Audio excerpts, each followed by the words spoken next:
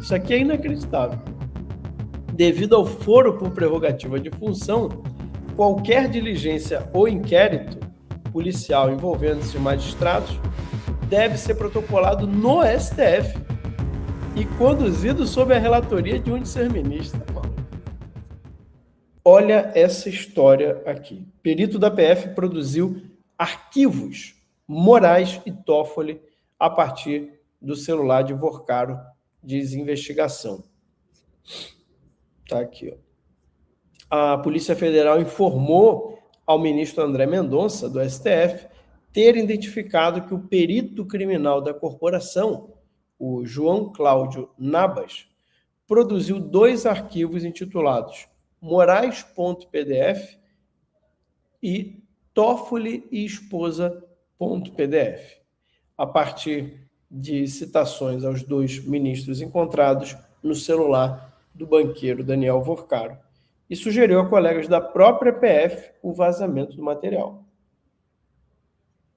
As informações fazem parte da investigação aberta pela PF por ordem de Mendonça para apurar vazamentos do celular de Vorcaro, que resultaram no cumprimento de busca e apreensão contra Nabas em maio. Nós, inclusive, comentamos aqui, por suspeitas de violação do sigilo funcional. Ele foi afastado de suas funções após a operação. A reportagem do Estadão entrou em contato com o escritório de advocacia que defende João Nabas. Não houve manifestação. O espaço segue aberto aqui no Estadão e os ministros Alexandre de Moraes e Dias Toffoli também não se manifestaram.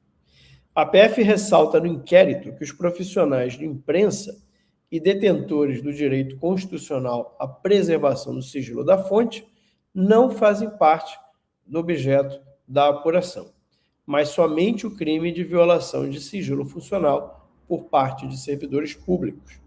Especializado no combate contra crimes financeiros, Nabas foi convocado para auxiliar a equipe da Operação Compliance Zero em novembro do ano passado. A investigação sobre o vazamento afirma que ele acessou a extração do celular de Vorcaro em 1º de dezembro e 3 dias depois produziu 2 arquivos intitulados Moraes.pdf e Toffoli esposa.pdf. Essas informações foram obtidas por meio dos registros do usuário de Nabas no sistema da própria Polícia Federal. E tem aqui, deixa eu ver se eu consigo mostrar bem isso aqui para vocês, mas tem um print da tela. Olha só. Tá aí, ó. Os metadados indicam que o arquivo Moraes, criado por usuário de nome o Fuso tal, por meio de Microsoft Word, para Microsoft 365. Aí está aqui a tela. Foram extraídos os seguintes metadados do arquivo Toffoli esposa. Aí está aqui os metadados dos arquivos que teriam sido criados pelo Nabas. E aí, eu não sei se vocês conseguem enxergar daí, mas aqui no metadado dos arquivos, você tem aqui o autor, ó, o autor João Cláudio Nabas. Tá? Então tá realmente claro aqui que ele foi o autor que criou esses 2 arquivos. Agora, o curioso dessa história é que nunca houve apuração sobre vazamentos nos outros inquéritos, né? E todos aqueles vazamentos que tiveram no inquérito das fake news, na própria delação do Cid, do celular do Cid, nunca teve essa investigação antes. Curioso, né? Porque pegou ministro do Supremo, aí teve investigação. Sabe o que isso significa? Isso é muito sério. Isso significa que, se não fosse o Nabas, a gente nunca ia saber da história do Moraes e do Toffoli. Nunca ia saber. Tenho certeza disso. Se não fosse a criação desses arquivos aqui, o vazamento para a imprensa, a gente nunca ia saber. E aí é que faz sentido esse tipo de vazamento. Porque quando você chega numa autoridade muito grande, tá? Quando você tem evidências contra uma autoridade muito grande, há uma pressão dentro da própria máquina pública, dentro da própria Polícia Federal, para que você não avance aquela investigação, que é lógico. Imagina que você tivesse um negócio contra o próprio André Rodrigues, né? Ia ser muito difícil uma investigação dessa avançar. A mesma coisa com o ministro do STF. Então, o que você faz numa hora dessa? Olha, é melhor vazar isso aqui para a imprensa, porque vazando isso aqui para a imprensa, como são evidências muito fortes, a opinião pública vai se mover contra aquela pessoa e aí vai ser mais fácil dessa investigação continuar. Isso aconteceu muito na Lava Jato. Pode ser que em alguns momentos exageraram, porque aí há um limite difícil de encontrar, qual que é o limite correto para fazer uma coisa dessa e quando que isso seria realmente um abuso, mas a questão do sigilo de fonte do jornalista, ele existe exatamente para esse tipo de situação, para proteger esse tipo de situação. De que, olha, era realmente algo de interesse público e não estava sendo divulgado. Então, isso aqui foi publicado. Porque você não pode também ficar publicando coisas que não são de interesse público. Você não pode pegar algo assim da vida de uma pessoa privada que não tem nenhum interesse público em saber daquilo e publicar. A pessoa pode processar. Mas nesse caso não, tanto que eles não processam os jornalistas. E o Alexandre de Moraes bem que tentou botar a Malu Gaspar no inquérito, né? Ameaçou até de busca e apreensão. Só que a mídia inteira se moveu para defender a Malu Gaspar e ele acabou recuando. Mas vocês lembram dessa história em janeiro desse ano, que ela publicou em dezembro, o negócio do contrato de 129 milhões, e o Moraes já ia partir para cima. Só que o próprio sistema falou, opa, calma aí, ela é dos nossos, vamos lá, isso aqui faz parte do jogo, você perdeu aqui essa batalha, segue o jogo. Basicamente foi isso que aconteceu. Então, eu quero saber o seguinte, vai se investigar todos os vazamentos agora?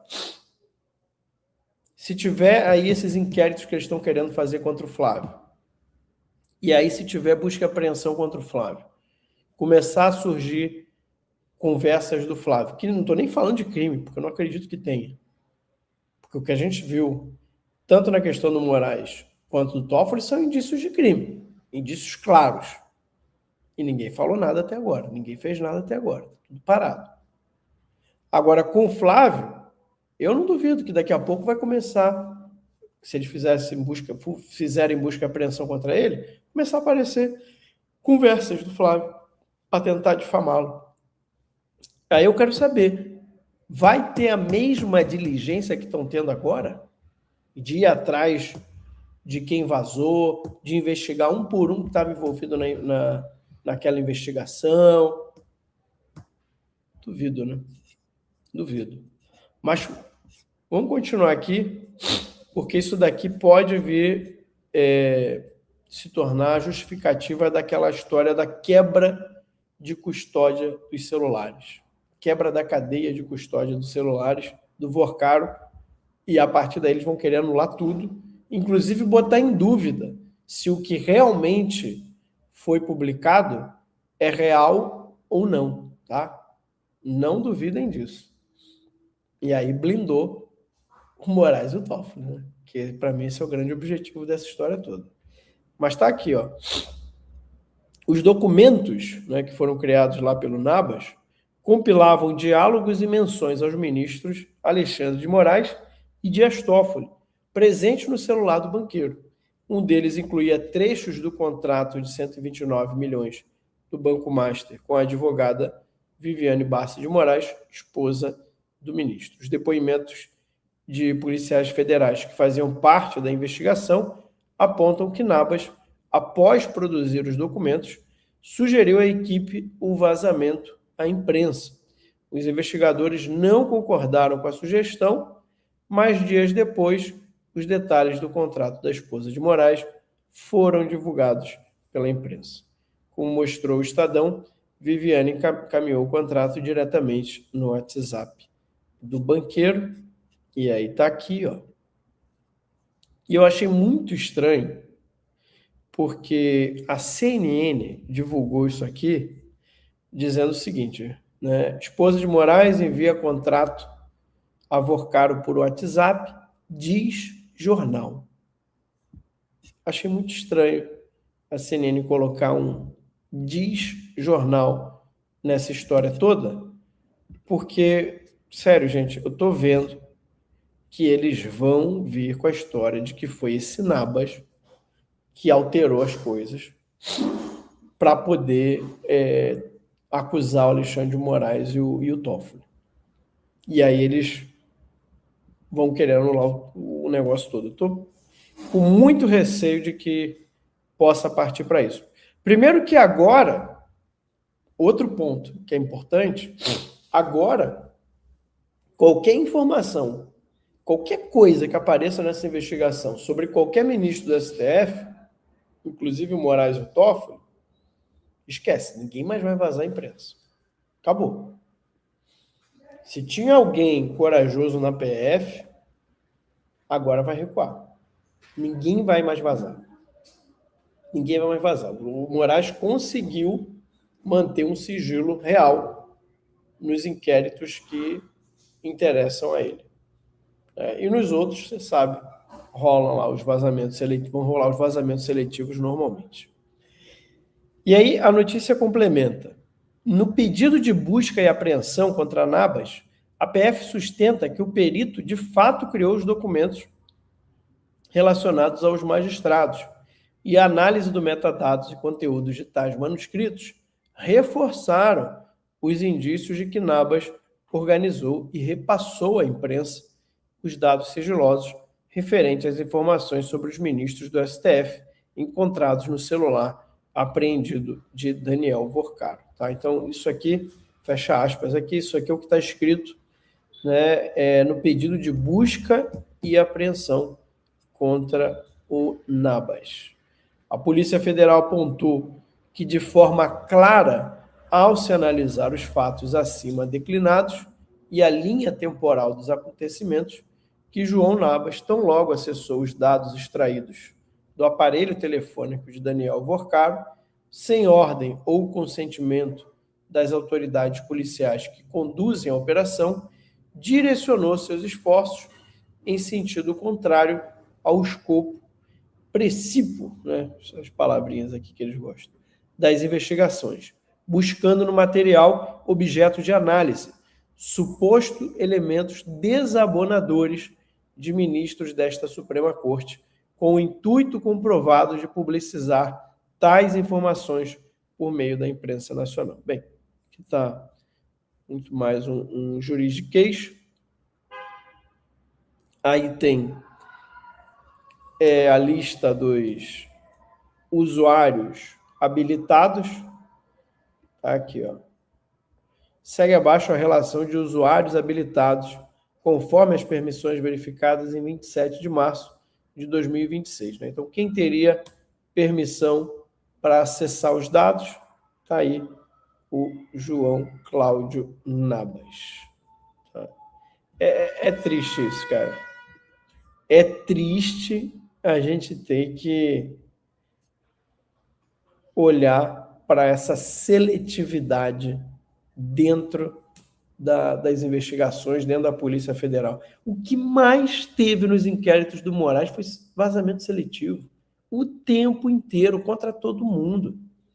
Contra o presidente Bolsonaro, contra aliados do presidente, contra jornalistas de direita. O que mais teve? E aí agora eles resolveram, não. Contra ministro do STF, não pode ter vazamento. Enfim.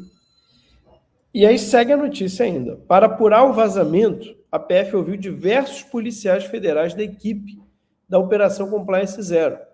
E eles relataram terem tomado conhecimento do episódio em que Nabas sugeriu o vazamento das informações dos ministros à imprensa. Um dos policiais da equipe relatou que Nabas realizou análise dos dados de forma remota, a partir de Vilhena, em Rondônia, onde é lotado, e enviou, em 5 de dezembro de 2025, um arquivo em PDF sem identificação, contendo um compilado de mensagens extraídas do celular de Daniel Vorcaro. Na sequência, de acordo com o relato, Nabas enviou um áudio sugerindo a divulgação do conteúdo do documento à imprensa. A equipe respondeu que não iria fazer contato com jornalistas. Ainda assim, Nabas teria insistido para que a imprensa fosse procurada. Diante da nova recusa,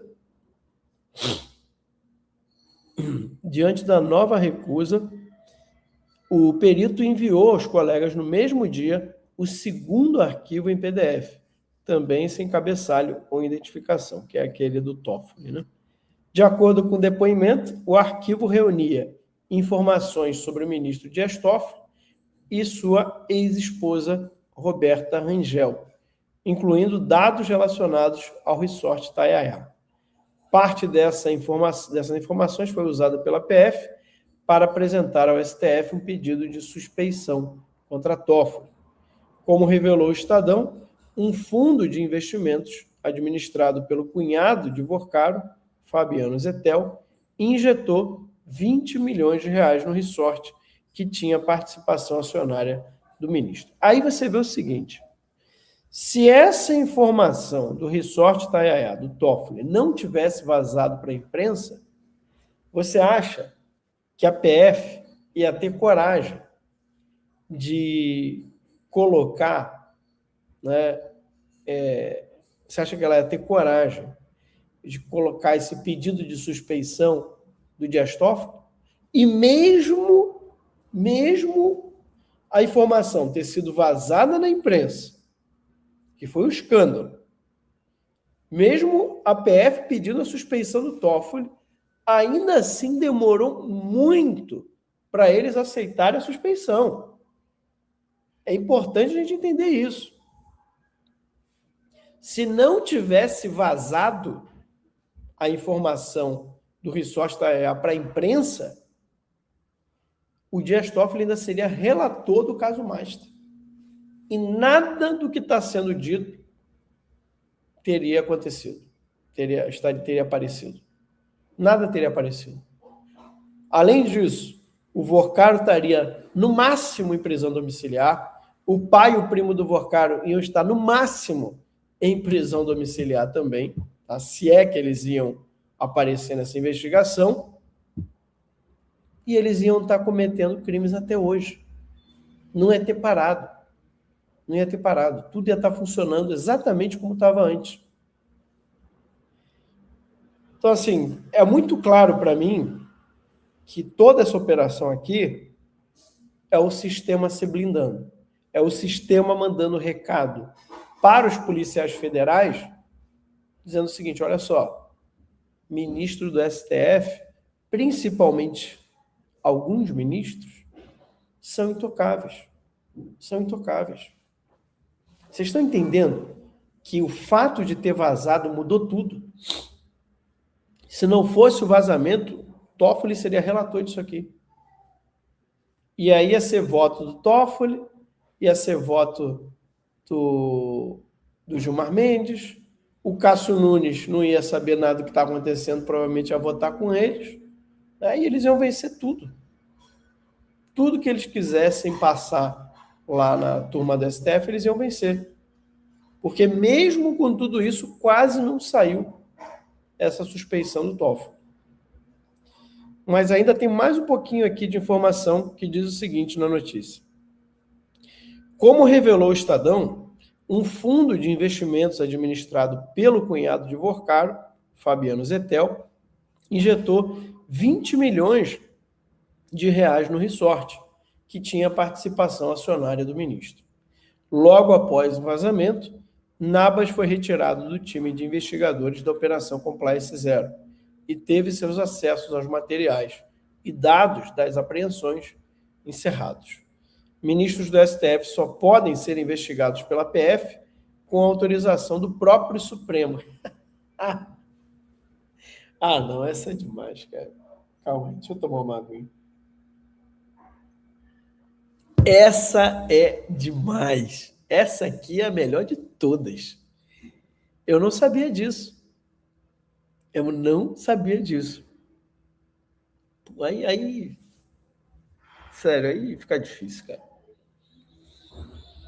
Não tem a menor chance, não corre o menor risco de dar certo um negócio desse. Como é que vai dar certo um negócio desse? Quer dizer, então, que se a PF quiser investigar ministros do Supremo, é o próprio Supremo que tem que dar autorização para eles investigar.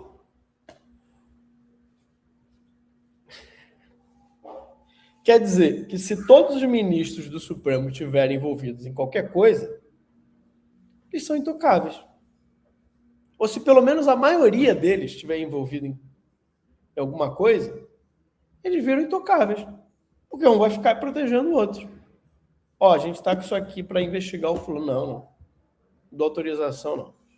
A gente está isso aqui para investigar o ciclano. Não, vou dar autorização. Que loucura isso. Isso aqui é inacreditável. Isso aqui é inacreditável.